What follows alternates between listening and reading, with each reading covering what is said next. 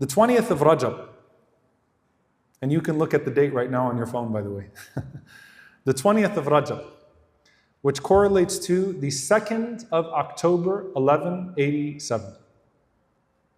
Salahuddin rahimahullah ta'ala begins his front on Jerusalem. And he lays siege for 6 days. And then it would be on the 27th of Rajab that he would enter into Al-Quds. And if you remember when we covered Al-Isra wal-Mi'raj, that is the date that many scholars hold, would have been the night of Al-Isra wal-Mi'raj. The night that the Prophet ﷺ led all of the prophets, the Anbiya, in prayer on that miraculous journey. And as Salahuddin rahimahullah ta'ala enters into Jerusalem, you can imagine the emotions of the Muslims that have been subjected to all sorts of horrific crimes before that point. You can imagine the spirit of rightful vengeance. These people beat our children against walls, grilled them and ate them off of skewers. These people exploited and violated our women in the worst of ways. These people burnt down Masjid al-Aqsa, desecrated everything that was holy to us in Jerusalem. And we've been banned. There was no adhan in al-Aqsa for almost 90 years. Can you imagine? Almost an entire century. So when you tell me Palestine is over, the Qadiyya is over, it's not over. Almost 90 years, not an adhan in Masjid al-Aqsa. But Salahuddin rahimahullah ta'ala lives up to his legendary name, Yusuf. And he offers terms to the Crusaders. He offers safe passage. Women shaved their heads and desecrated themselves because they were afraid that the Muslims would do to them what the Crusaders did to the women of the Muslims. We're not like them. We can't be like them.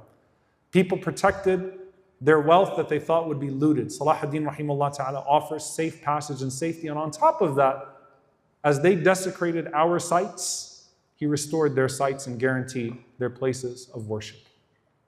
Just as Umar radiallahu ta'ala anhu, when he entered into Jerusalem. Now as the time goes on, I want you to imagine the emotion then when he brings forth the minbar that was built by Nuruddin rahimahullah ta'ala and installs that minbar in Masjid al-Aqsa. May Allah subhanahu wa ta'ala protect it. Allahumma ameen. And I also want you to appreciate that this war did not stop. Salahuddin showed every form of ihsan that you could possibly show. But you know what? The Crusaders launched the third crusade. And they came back. And Salahuddin rahimahullah ta'ala stayed the course. And he kept on protecting it. And this is important that you don't get caught up in a moment of euphoria and victory and think that it's all over. Because it's often then when you put your guard down that you're struck. Salahuddin rahimahullah ta'ala guarded the fort. The Crusaders gathered some of the largest armies, up to 600,000. Some historians even say under Frederick, up to 1 million soldiers to come and fight and to retake Jerusalem. Frederick drowned. Salahuddin rahimahullah ta'ala rose. And he continued to protect. And yes, at times he lost some of the towns around Al-Aqsa. He lost some of the towns around Jerusalem. But he continued to guard the forts of the Muslims. And it was Richard who said that as long as Salahuddin is in Jerusalem, it will never be taken. And indeed it was not taken while Salahuddin rahimahullah ta'ala was amongst us. As we come to his death, I want to mention the name of the man who chronicled his life up close and personal. You keep hearing me say Ibn Shaddad. And this man, his name was Bahauddin ibn Tamim, from Mosul in Iraq. He was a scholar, he was a wise man, he was a poet, a qadi. And the reason why he's called Ibn Shaddad is because his maternal uncles are from Banu Shaddad and he was raised amongst them. So his famous nickname is Ibn Shaddad, and there are other Ibn Shaddads in history. And he gained such prominence chronicling the Muslim world that Salahuddin rahimahullah summoned him from Hajj to come to him.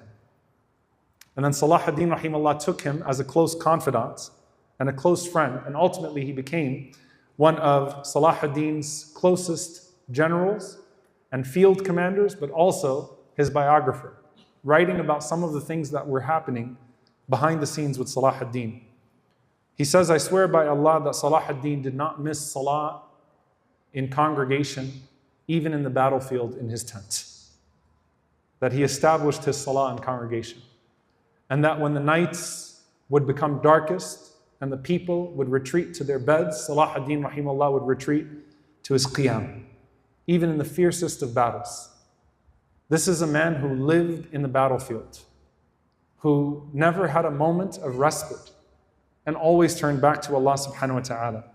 And I want you to think about this. He never actually reaches the threshold of zakat because he would spend what came to him fi sabilillah.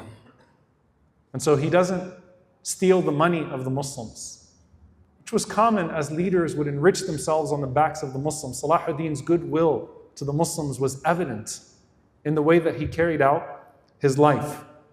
And one of the most shocking things that I always think about, the man never made Hajj. Salahuddin never had the opportunity to do Hajj. His whole life was spent in battle. He never got a break to even go and to do Hajj, but look at the status that Allah subhanahu wa ta'ala has given to him amongst the Muslims. He says that I remember times that it would be 3 days and he wouldn't have a morsel of food in his body. A true warrior in the battlefield with his people. 3 days he wouldn't have a morsel of food in his body. And he would often bemoan the lack of response from the rest of the Muslims. And he would wonder, when would the ummah wake up and meet the challenge, rise to the great challenge that they had? And he didn't want to be seen as the singular savior of the Muslim world, but he wanted to see the Muslim world as saving itself by attaching itself to Allah subhanahu wa ta'ala and what Allah azza wa jal had made sacred.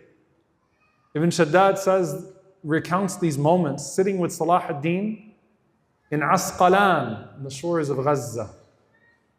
And Salahuddin looking out at the water and talking about his desire to spread Islam throughout the world and hoping that the Muslims would continue on his legacy and hoping that Allah subhanahu wa ta'ala would give him the ability to spread Islam far beyond what he had done in those moments that he had.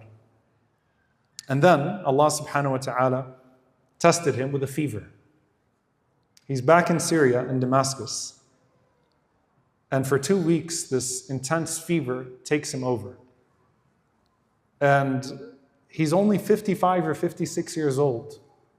But it becomes clear that the greatest general, perhaps in the history of Islam, after Khalid ibn Walid, was going to die in his bed the same way that Khalid ibn Walid died in his bed. Despite surviving 20 assassination attempts, despite living in the battlefield, like Khalid radiallahu anhu pulled up his sleeves and showed his body to his companions and said, every single part of me is struck. How is it that I'm dying in a bed? Salahuddin rahimahullah ta'ala would die in his bed. And the Quran reciter would continue to recite by him, and he would, as he started to phase into an unconscious state, he would react to certain ayat of the Quran. As the reciter came to, لَقَدْ جَاءَكُمْ رَسُولٌ مِّنْ أَنفُسِكُمْ عَزِيزٌ عَلَيْهِ مَا عَنِتُّمْ حَرِيصٌ عَلَيْكُمْ بِالْمُؤْمِنِينَ رَؤُوفٌ رَحِيمٌ in Surah At-Tawbah, that there has come a messenger amongst you. عَزِيزٌ عَلَيْهِ مَا عَنِتُّمْ حَرِيصٌ عَلَيْكُمْ. He cares so deeply about you. It greatly pains him what pains you. He is compassionate over you. بِالْمُؤْمِنِينَ رَؤُوفٌ رَحِيمٌ. Salahuddin rahimahullah ta'ala would nod. He would say, Sadaqt, you've told the truth. And then when we came to Huwa Allahu alladhi la ilaha illahu, Salahuddin rahimahullah ta'ala suddenly started to engage intensely with those ayat, repeating after the reciter, Huwa Allah al-Malik al-Quddus. Ashhadu an la ilaha illallah wa ashhadu anna Muhammadan Rasulullah. His face beamed as he took his last breaths, affirming that Allah Azza wa Jalla is the King of all kings, and affirming his tawheed, and he breathes his last at the age of 56 years old in his bed in Damascus, to be buried right next to the masjid that he grew up in Masjid Al-Umawi.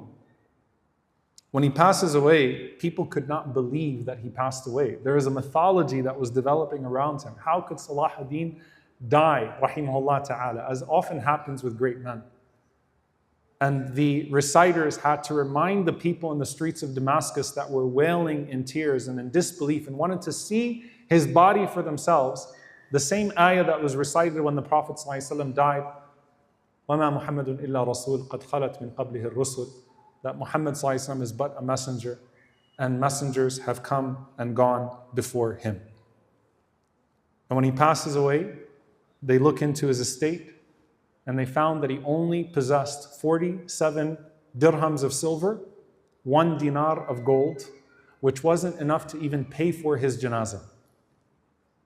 The greatest leader of the Muslim world that we know of couldn't even pay for his own janazah at the time of his death, and it had to be taken from his family. The streets flooded as they came out for the janazah of Salahuddin rahimahullah ta'ala. And it's narrated that the people said at his gravesite, "O Allah, as his final victory, as you open for him the doors of Jerusalem, open for him the doors of Jannah. Allahumma kama fatahta lahu abwab bayt al-maqdis faftah lahu abwab al-Jannah." O Allah, as you open for him the doors of Jerusalem, open for him the gates of Jannah. Something along the effect to say that he was granted victory here and he did his job here. So grant him, O Allah, what you have promised him there. And they buried next to him in his grave what? His sword. And they said to him, هَذَا تَتَوَكُّ عَلَيْهِ إِلَى الْجَنَّةِ. You will lean on this into Jannah. Use this as you enter into Jannah. SubhanAllah. Born in his mother's tummy as a sword and buried with the sword right next to him, where he was the great defender of the Muslims. And he was buried next to who? Nuruddin al-Zengi, rahimahullah ta'ala. I want to end with this thought. My father was sharing this with me, subhanAllah, and I looked it up. That the French colonialist, Henri Gouraud, in the French Mandate of Syria, in the year 1920, famously walks up to the grave of Salahuddin rahimahullah, and he kicks it. And he says, "Wake up, Salahuddin, I'm here. Wake up, Salahuddin, I'm here." The taunting of the Muslim world, the taunting of our heroes, it's not the first and the last time that we will see it, and they will seek to provoke and incite and awaken the sentiments of the ummah. And in the poetry of my mother, may Allah have mercy on her, with the addition and with the consultation of my father, may Allah subhanahu wa ta'ala preserve him, that as the Bosnians were being genocided by the Serbs, يا صلاح الدين قم لن ينتهي المشوار لقد عاث السرب في الأرض فسادا فمن يهب لأخذ الثار. O Salahuddin, stand up because the journey is not over. The Serbs, and in this case the Zionists, have filled the earth with corruption. And so who will stand and avenge their crimes? The invoking of the name of Salahuddin is not the invoking of a god. It's not the invoking of a saint.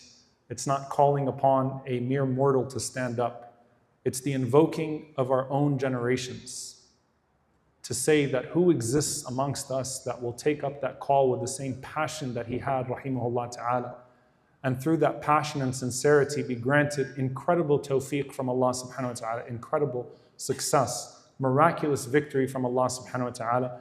And miraculous victory does not come except through sincere exertion.